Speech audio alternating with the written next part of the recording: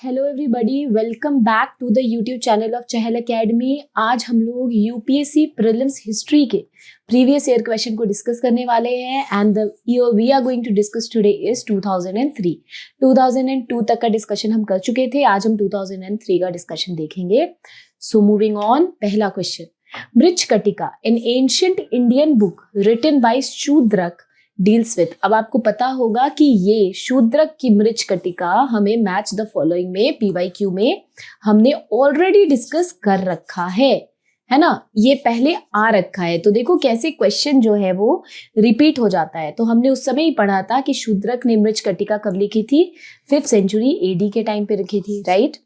और ये जो है ये एक लव स्टोरी है, किस चीज के बारे में, एक रिच मर्चेंट और उनकी डॉटर जो है, एक कोर्टसेन की डॉटर, उनके बीच में लव स्टोरी के बारे में ये बताती है।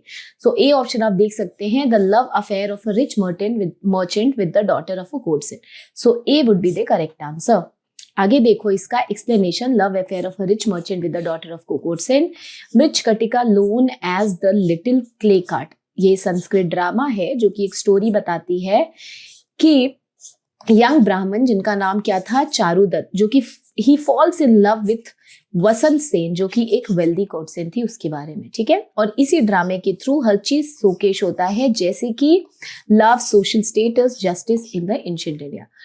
अब हम चलते हैं सेकंड क्वेश्चन पे। The ancient Indian Buddhist monasteries, a ceremony called Pavarana used to be held. इसका मतलब क्या होता था, और ये जो बुद्धिस्ट मोनेस्ट्री में जो ये सेरेमनी होता था पावारन, इसका क्या मतलब हुआ करता था। तो मैं आपको पहले ही बता दूं कि ये एक रिपीटेड है क्वेश्चन, पीवाईक्यू से रिपीटेड नहीं है, बल्कि ये क्वेश्चन जो ये रिपीट होगा आगे के क्वेश्चन, आगे के ईयर्स में। मतलब हम लोग जब 2005 प्लस करके देखेंगे तो उसके बाद जितने साल में सवाल आए हैं, आप देखोगे कि पावरन जो है वो रिपीट किया गया है। उस टाइम पे हम लोग इसको फिर से डिस्कस करेंगे। अभी हम देखते हैं options. Occasion to elect the Sangha Parinayaka and the two speakers, one on Dhamma and the other on Vinaya, नहीं।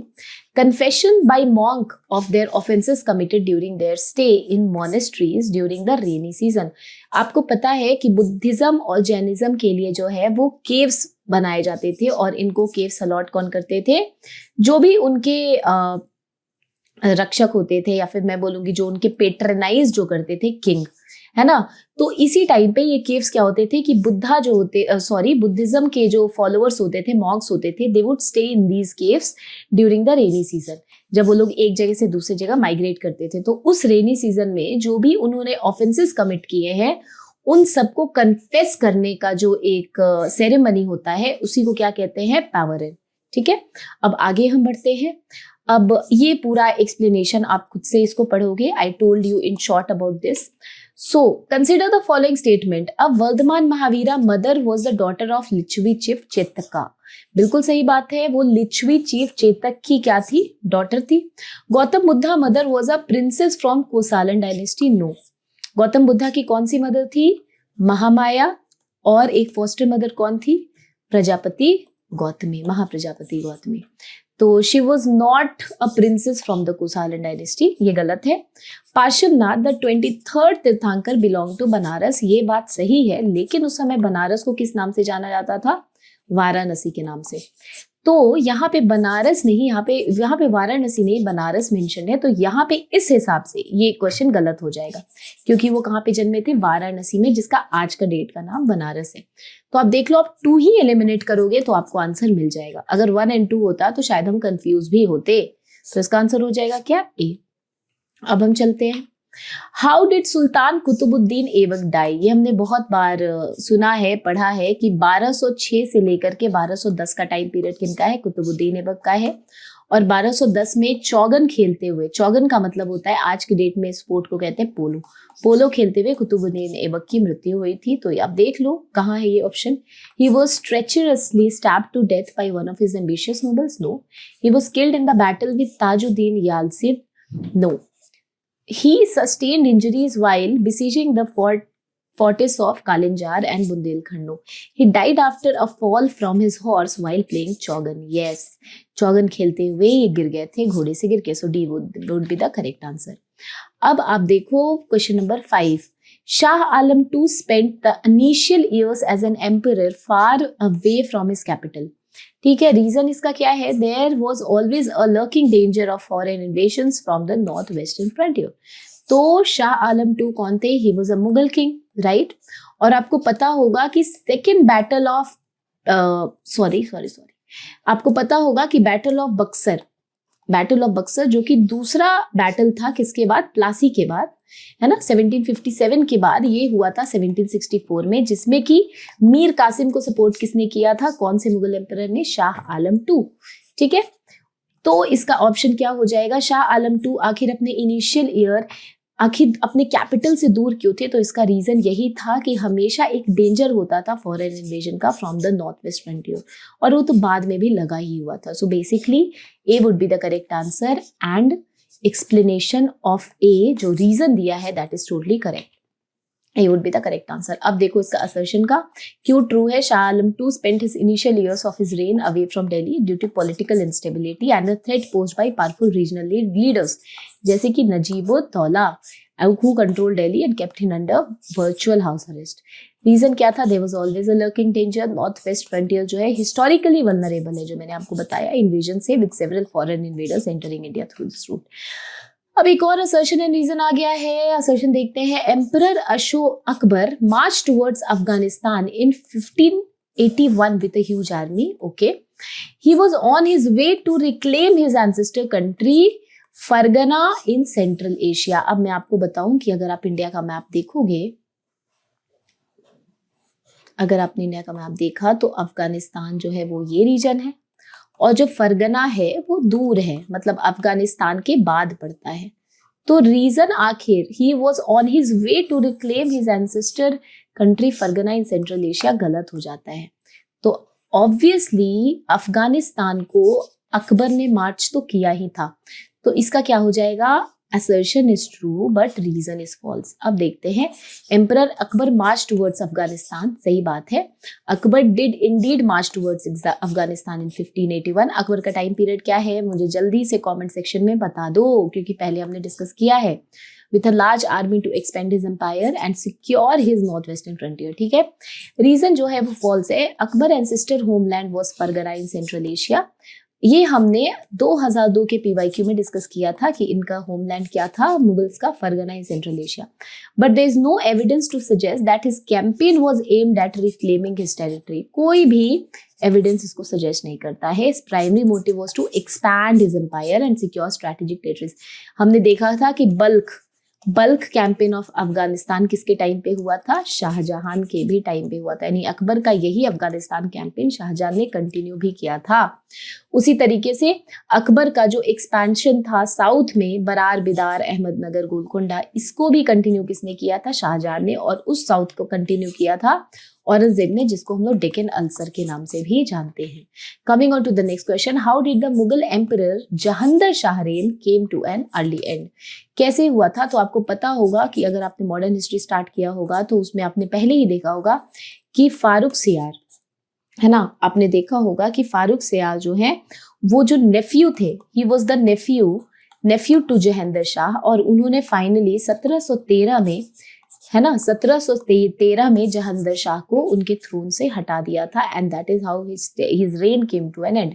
तो ऑप्शन देखते हैं। He was disposed by his wazir, he died due to slip while climbing down the stairs, he was defeated by his nephew in the battle. Yes, battle of Agra, इसको क्या कहते हैं? Battle of Agra कहते हैं, जो कि 1713 में हुआ था between Farrukh Siyar and Jahangir Shah. He died of sickness? No. तो चलो हम देखते हैं। और Jahangir Shah reign came to an early end when he was defeated by his nephew Farrukh Siyar in the battle of Agra. कब? 10 जनवरी 1713। सपोर्ट किसका था? सैयद ब्रदर्स का सपोर्ट था।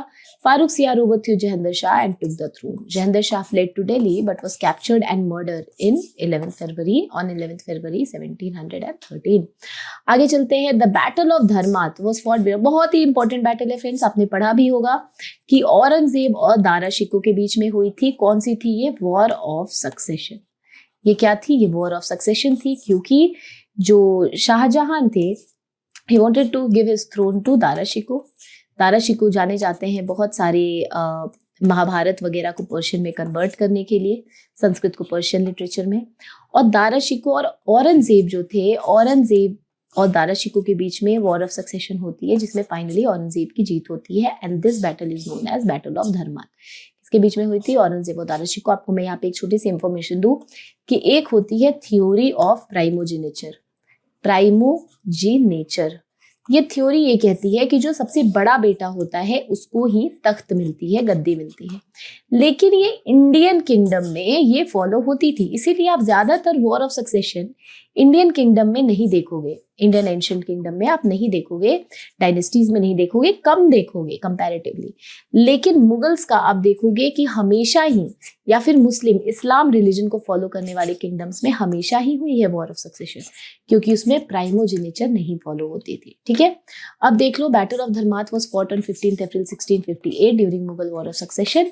It was a significant battle between Aurangzeb and Dara Shikoh. Finally Aurangzeb victorious होते हैं और इवेंचुअली वो मुगल थ्रोन को एक्सीड करते हैं। अब चलते हैं, Alam Khan one of those who invited Babur to invade India.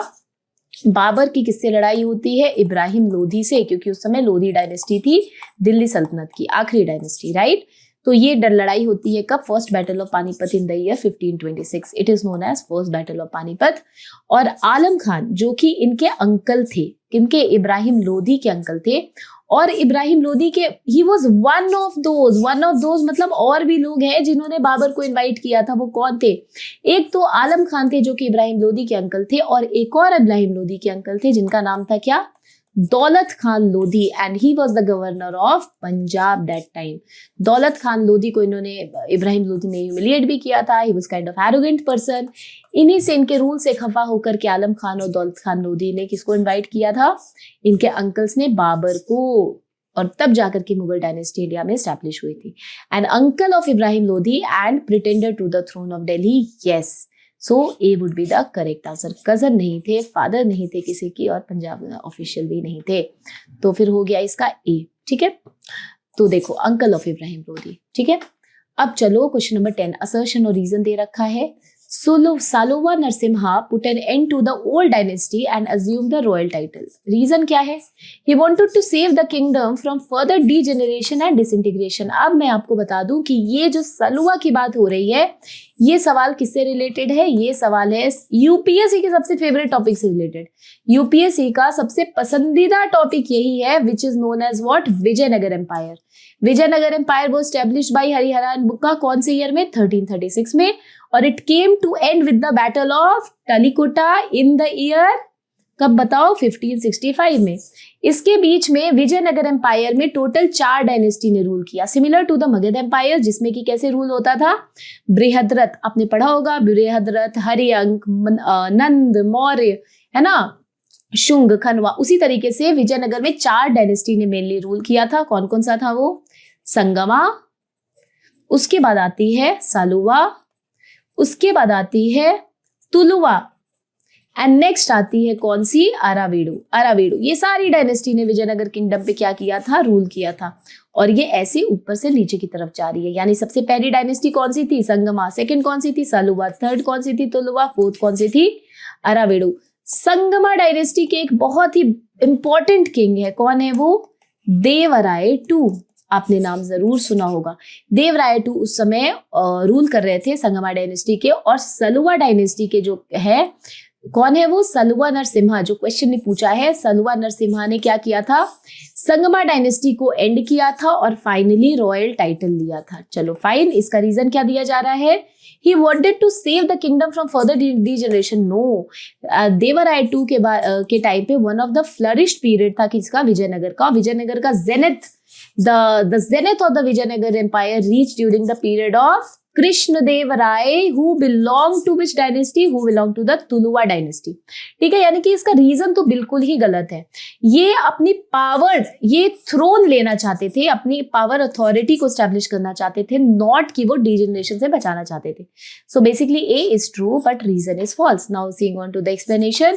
Saluwa Narasimha put an end to the old dynasty and assume the royal titles. True है ये, क्योंकि ये सही बात है, उन्होंने देवराय टू जो कि संगमा डायनेस्टी के थे उनको क्या किया था? Defeat feet. रीजन में बोल रहा है he wanted to save the kingdom from further degeneration, absolutely incorrect, क्योंकि Saluva Narasimha did overthrow the Sangama dynasty, his primary motivation was to seize the power for himself rather than to save the kingdom from degeneration. Going on to the next question, with reference to the entry of European powers into India, which one of the following statement is not correct? गलत क्या नहीं है ये पूछा जा रहा है। Not मत छोड़ना, not is very very important.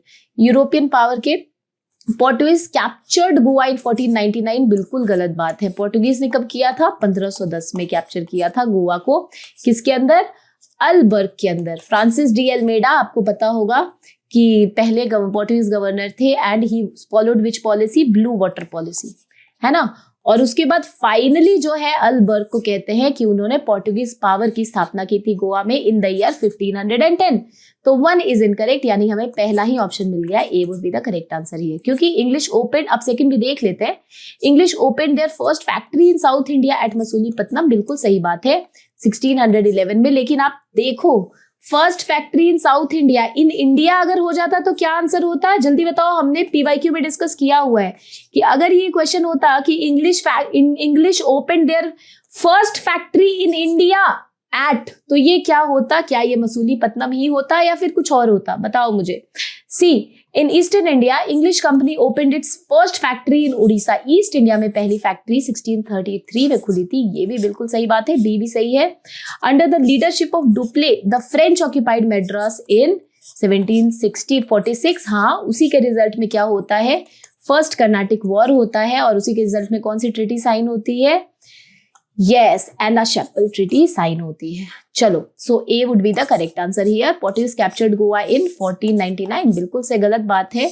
अल्बर्ग ने कैप्चर किया था 1510 में, जिसको कि कहते हैं कि therefore the Portuguese power was finally established in India. Now going on to the next question, question number 12. In India, among the following locations, the Dutch established their earliest factory.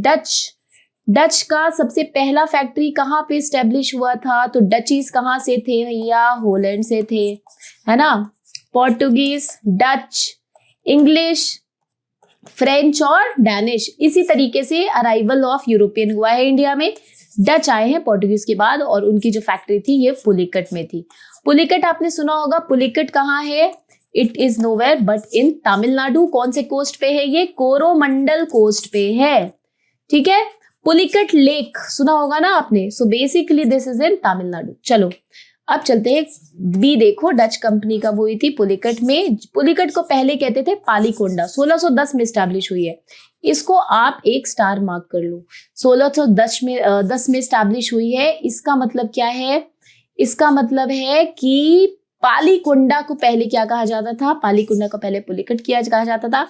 ये word याद रखना, क्योंकि अब UPSC ऐसा कर रही है, जैसे कि मैंने आपको पहले भी बताया था कि द्वार समुद्रम कौन से एरिया को मॉडर्न डे को कहा जाता है, दौलताबाद कौन से मॉडर्न डे को कहा जाता है, वंगा कौन से मॉडर्न डे को कहा जाता है, इस तरह सवाल पूछती है। तो द्वार समुद्रम का क्या था? कर्नाटका, दौलताबाद का महाराष्ट्र, वंगा का क्या था भाई? Waste Bengal.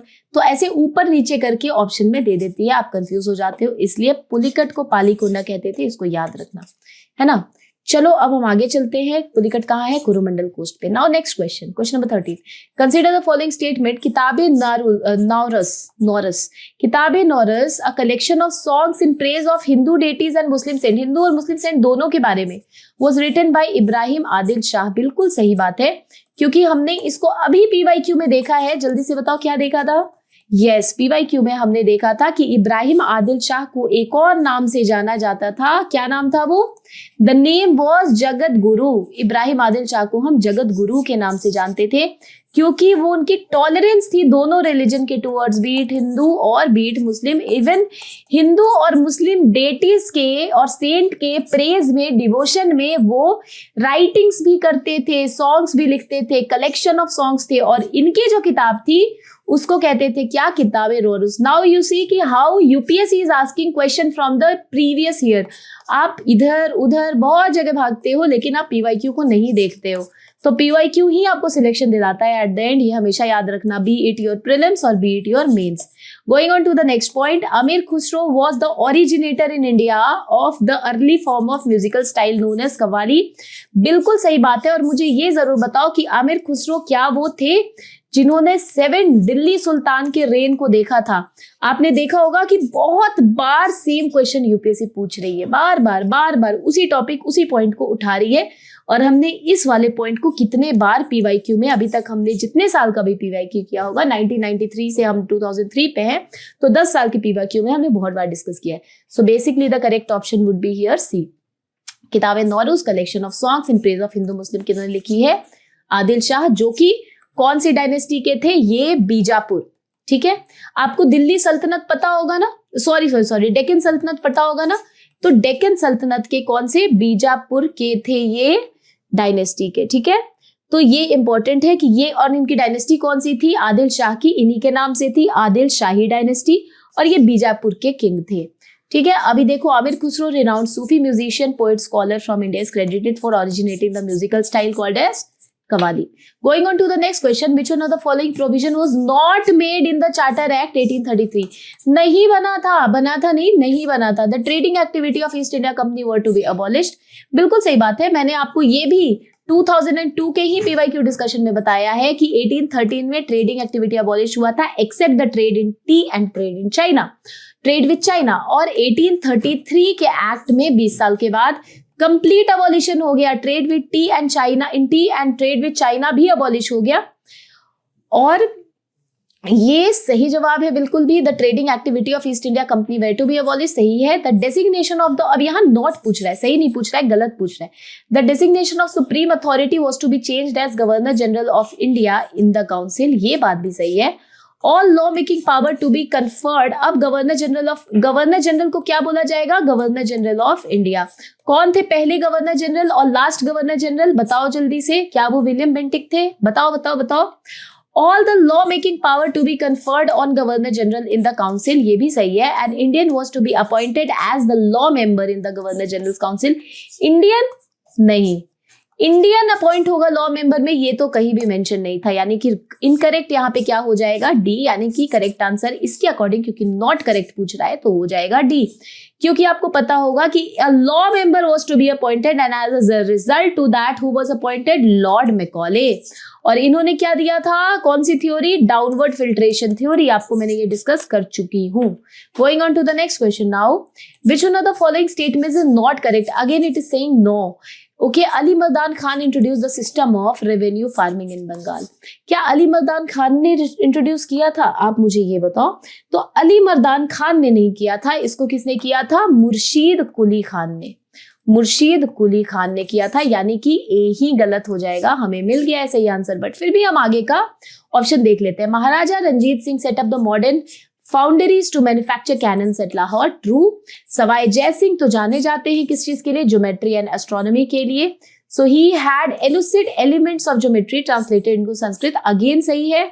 Sultan, Tipu Sultan of Mysore give money for the construction of idols of goddess Sharada in Sringeri temple, ये बात भी सही है। और इस पे क्वेश्चन उठता है, कोई कहते हैं कि Tipu Sultan was highly intolerant और को कहते हैं he was tolerant, but yes he donated money, he give money construction के लिए गॉडेस टेम्पल की। तो ये भी सही है, यानी कि हमें ऑप्शन क्या मिल गया है? हमें इसमें इजीली ऑप्शन मिल गया है ए। ठीक है, ये गलत है। चलो अब देख लो, Ali Mardan Khan introduce the system, no, it was actually introduced by Murshid Quli Khan. ठीक है, अब हम चलते हैं क्वेश्चन नंबर 16, असर्शन रीजन फिर से। Maratha emerged as the strongest native power in India after decline of the Mughal empire. Okay, second Maratha, ये बात तो बिल्कुल सही है, क्योंकि मुगल एम्पायर का डिक्लाइन कब होता है? 1707 after the death of Aurangzeb, और उसी के बाद मराठास जो हैं वो ज्यादा पावर में आ जाते हैं, क्योंकि मराठास एक तरह से स्ट्रॉन्ग ओपोनेंट थे किसके? मुगल के। Marathas were the first to have clear concept of united India, no, Marathas had the clear concept of Marathi region, Marathwada और मराठी रीजन, मतलब they were regional in their ideology, they were not national in their ideology. Nationalism का rise ही होता है कब? 19th-20th century में हम India में देखते हैं, with the increase in the freedom with the increase in the demand for the national freedom, right. तो ए तो ट्रू हो जाएगा, लेकिन यहाँ पे रीजन जो है वो फॉल्स हो जाएगा। क्यों भैया? After the decline of Mughal empire 18th century में Maratha rose into prominent and became a formidable power. ठीक है, रीजन फॉल्स क्यों है? Maratha had a strong sense of regional identity and aim to establish Hindavi Swarajya. Hindu के लिए their vision did not encompass united India nation. United India nation का vision कब आता है? 19th एंड 20th सेंचुरी में, इंडियन इंडिपेंडेंस मूवमेंट के टाइम पे। Going on for the next question, with reference to the colonial rule in India what was sought by the Ilbert bill. आपको पता होगा ये हमने पीवाईक्यू में 2 से 3 बार अभी तक डिस्कस कर लिया है पिछले 10 इयर्स की पीवाईक्यू में। देखो बार बार यही चीज जा रहा है। इल्बर्ट बिल कब इंट्रोड्यूस हुआ था? 1883 में। 1883 किसका टाइम था? तो लॉर्ड रिपन थे उस टाइम पे। कौन? वाइसरॉय थे लॉर्ड रिपन, और उनका टाइम पीरियड क्या था? 1880 टू 84 था। लॉर्ड रिपन लिबरल थे और उन्होंने ये बिल को पार्लियामेंट में आया था तो उन्होंने सपोर्ट भी किया था कि भैया हिंदू हो, आई मीन इंडियंस हो या फिर वाइट हो, मतलब ब्रिटिशर्स हो, दोनों को, दोनों तरह के, मतलब कि उनकी ट्रायल जो है, अगर किसी इंडियन ने क्राइम करी है तो उनकी ट्रायल इंडियन जज कर सकता है, और किसी ब्रिटिश ने क्राइम किए तो उनकी ट्रायल भी इंडियन जज कर सकता है। यही ये बिल कहती थी। लेकिन इसके पहले सिस्टम क्या था कि इंडियन को ट्रायल तो ब्रिटिश कर सकते हैं, लेकिन ब्रिटिश को ट्रायल सिर्फ और सिर्फ ब्रिटिश जूरिस्ट ही कर सकते हैं, इंडियन जूरिस्ट नहीं कर सकते। इसी को यही इल्बर्ट बिल कहती थी कि नहीं, इंडियन को ट्रायल तो इंडियन कर सकते हैं जूरिस्ट, और ब्रिटिश को भी ट्रायल इंडियन जूरिस्ट कर सकते हैं, जिसको अपोज कर रहे थे वाइट्स, तो बेसिकली ब्रिटिशर्स। तो बेसिकली यही कंट्रोवर्सी थी। फाइनली इस बिल को क्या कर लिया गया? विथड्रॉ कर लिया गया। अब हम देखते हैं, to bring Indian European as par on par as the criminal jurisdiction of court was concern, तो सही है। To impose severe restriction on freedom of native press, no. To encourage the native Indian to appear for civil services, no. To allow native Indian possess arms, no. Option क्या हो जाएगा? साफ साफ हमें दिख रहा है, ए हो जाएगा इसका ऑप्शन। अब हम चलते हैं next question. When Congress leaders condemn the Montagu Chelmsford reform, many moderate left party to form the.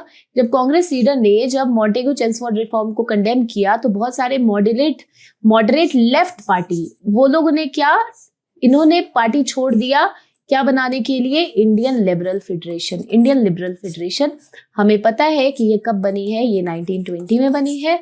और फाइनली इनको बनाने वाले कौन थे? सुरेंद्रनाथ बैनर्जी, तेज बहादुर सप्रू और एम जयकर, है ना, एम जयकर थे।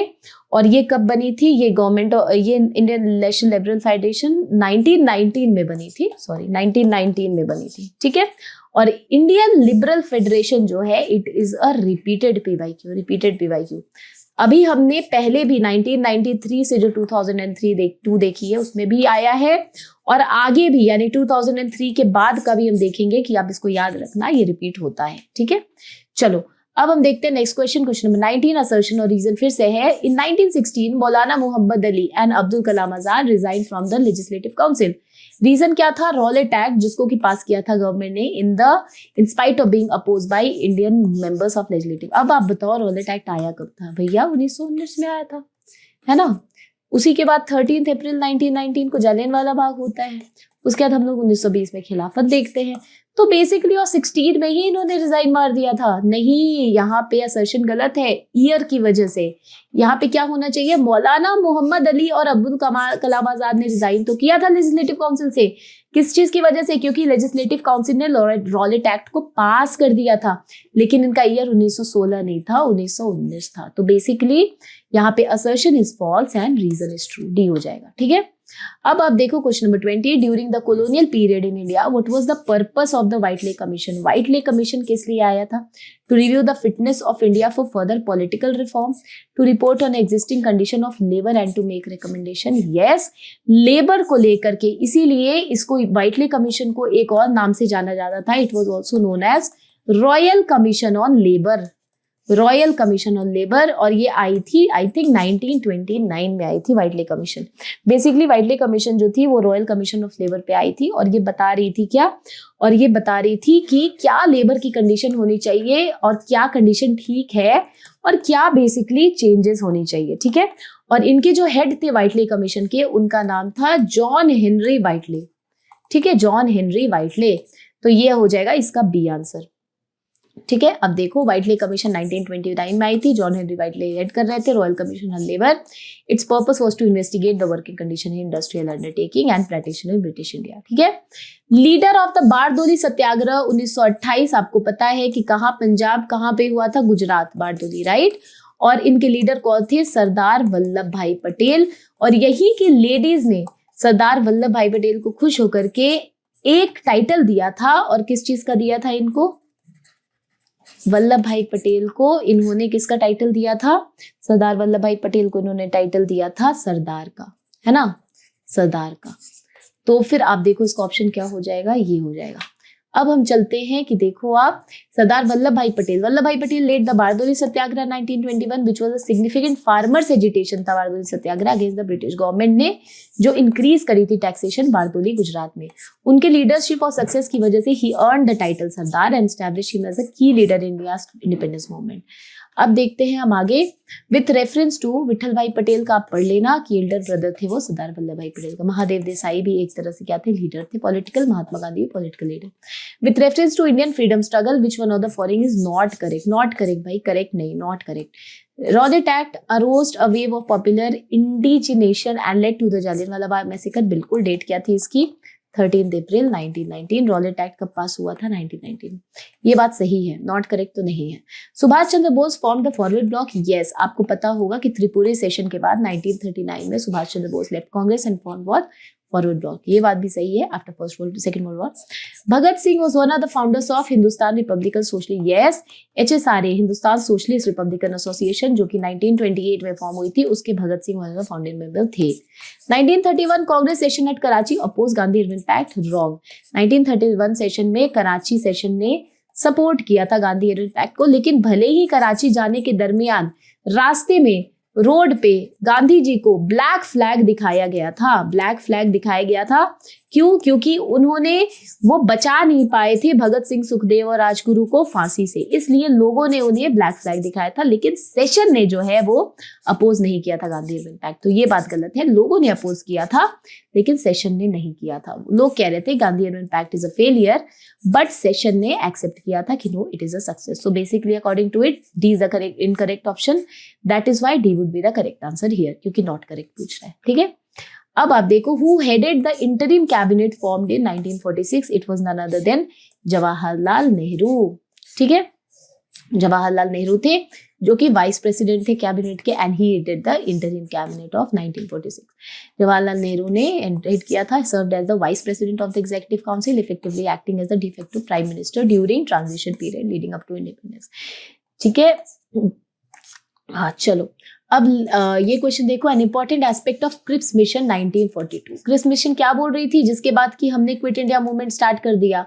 It was saying that I will give you what? Dominion status. ठीक है, अब देखते हैं, that all Indian state should join the Indian union as a condition to consider any degree of autonomy for India. नहीं, creation of an Indian union with dominion state very soon after the second world war. Absolutely true. Indian union देंगे किस चीज के साथ? Dominion state के साथ। Active participation and cooperation of the Indian people, communities and political party in the British war effort as a condition for granting independence is full sovereign status। गलत। Framing of the constitution for the entire Indian Union, no separate constitution any province। नहीं, तो dominion status आ गया। B है सही answer, यानी कि creation of the Indian union with dominion status very soon after second world war. Cripps mission 1942 proposed the creation of the Indian Union with dominion status to establish shortly after the end of second world war। Dominion status would grant India self governance autonomy, right? अभी देखो आप, अभी इसी के बाद तो dissatisfy होकर के फिर फाइनली 8 अगस्त 1942 को क्या अनाउंस कर दिया गया था? Quit India movement. Quit India resolution pass हो चुका था उससे पहले। अब लास्ट क्वेश्चन हम चलते हैं आज का, क्वेश्चन नंबर 25। मतलब आप ऐसे देखो कि 1993 से हमने आज 2003 का डिस्कस किया है, और मिनिमम क्वेश्चन जो है 16 क्वेश्चन आया है यूपीएससी प्री में सिर्फ और सिर्फ हिस्ट्री सेक्शन से, और मैक्सिमम तो 25 नहीं 25 to 30 क्वेश्चन भी आया है यूपीएससी प्री में। आप सोचो कि हिस्ट्री कितना मेजर चंक है आपके एग्जाम का। The aim of education as stated by Wood's dispatch. As stated by बोला क्या था वुड्स डिस्पैच ने? भले किया ना हो, लेकिन स्टेट क्या किया था चार्ल्स वुड्स डिस्पैच का? वुड्स डिस्पैच को Magna Carta on education in India भी कहा जाता है। Creation of employment opportunity for native Indians, no. Spread of western culture, नहीं। The promotion of literacy among the people using English medium, no. Using English medium, नहीं। इन्होंने तो Charles Wood's dispatch ने तो वर्नाकुलर एजुकेशन को भी promote किया था एट द ग्राउंड लेवल। उसके बाद कहा था कि अपर लेवल पे, यूनिवर्सिटी लेवल पे आप क्या करोगे? आप इंग्लिश मीडियम ऑफ एजुकेशन को प्रमोट करोगे। और इसी के बाद 1857 में जो है हम दिल्ली, कलकत्ता और मद्रास, बॉम्बे, कलकत्ता और मद्रास यूनिवर्सिटी का स्टैब्लिशमेंट भी देखते हैं, तो ये भी गलत है। Introduction of scientific research and rationalism in the traditional Indian education, yes, बात करी गई थी साइंटिफिक रिसर्च और रैशनलिज्म को प्रमोट करने की। आई मीन द एम में तो यही लिखा गया था। So basically D would be the correct answer here. आप देख लो, introduction of scientific research and rationalism in the traditional Indian education, one of the primary aim of Wood's dispatch, यही था। ठीक है, इसने डिस्पैच ने एम्फेसिस किया था importance of modern education including the study of natural sciences, moving away from traditional educational system. ठीक है, वुड्स डिस्पैच को Magna Carta of English education भी कहा जाता है। It emphasized the introduction of western education, scientific research, और dispatch recommended the use of English medium of instruction in higher education while promoting vernacular language for primary education.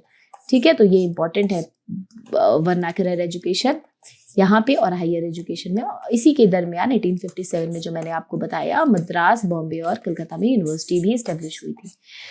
चलो फिर आज के लिए इतना ही। आई होप आपको ये वाला सेशन समझ आया होगा। आज हम एंड करते हैं 2003 का डिस्कशन, आगे हम करेंगे 2004, 5, 6 and so on till 2024। Till then, thank you so much, have a great day, study well, see you in the next discussion. Thank you.